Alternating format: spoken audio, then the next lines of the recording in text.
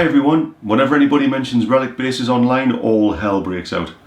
Some people like them, some people think they're the spawn of the devil. I really like them, which is why I've got this relic'd Precision Bass in beautiful Lake Placid Blue from Limelight.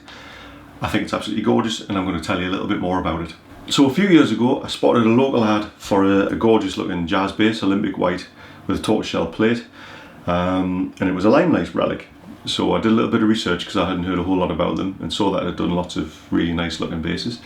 Not being a big jazz bass fan, I couldn't quite take my eyes off it, so I went to have a look at it and ended up buying it. I had it for about a year and it sounded great.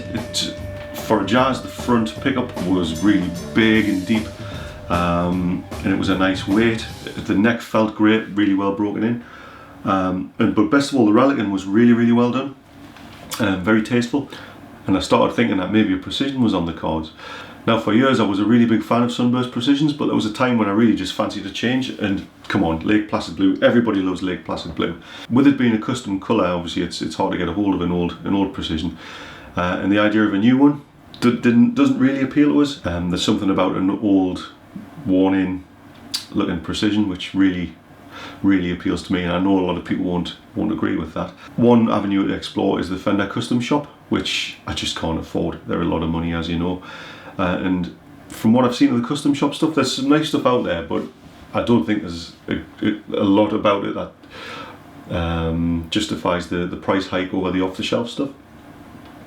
So I remembered Limelight, had another look at what they were doing and got in touch with Mark, asked him what was possible. I wanted it to be as accurate as possible for that period in the late 60s, when it was slowly morphing into the early 70s. I'm a big fan of early 70s Precisions, the neck profiles, the sound, but at the same time Lake Placid Blue was more common in the 60s, so there was that dilemma, and I thought I'll just go somewhere in the middle. It'll be great.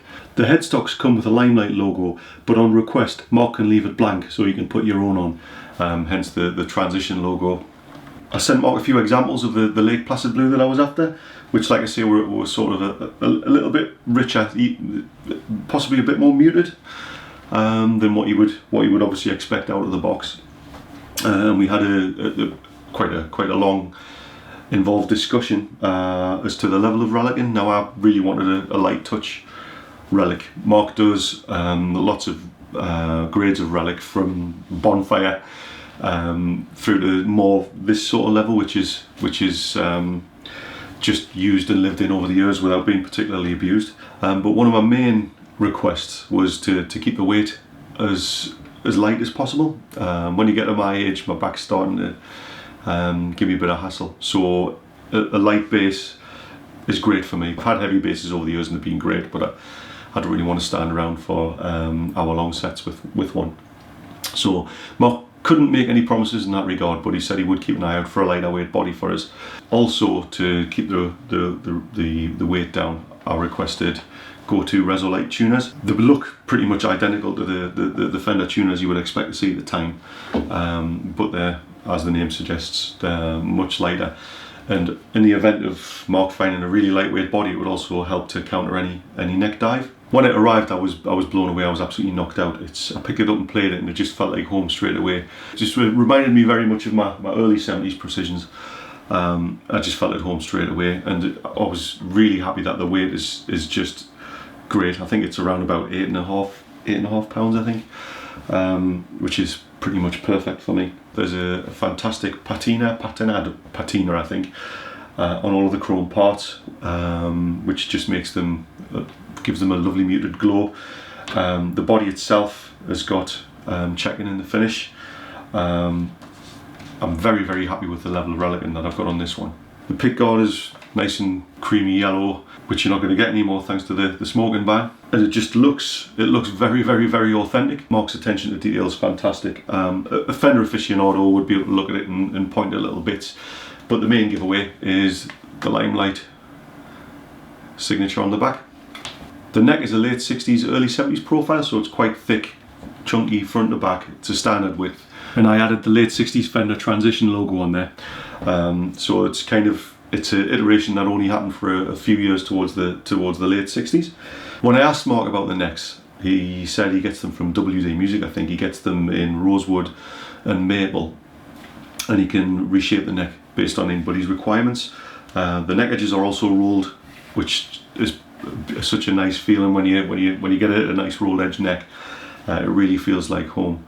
Like the body, the neck's also finished in nitro, which gives it this warm glow that I keep going on about.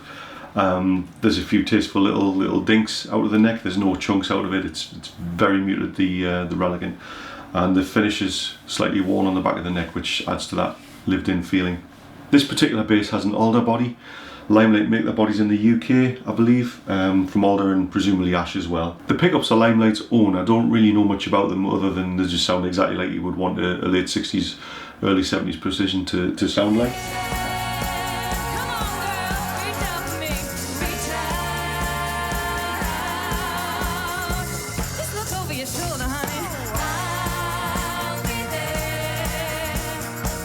The wiring is vintage with CTS pots and a switchcraft jack. You can get a whole range of colours marked as black, Olympic white, sonic blue, but there's the more exotic stuff like Sherwood green, charcoal frost, which I really like the look of, candy apple red. And if you really want to go for that 60s vibe, you can get a matching headstock as well. It's important to bear this in mind, there's no sunburst, and you can also do custom specs like PJ basses or even a precision pickup in a Jazz.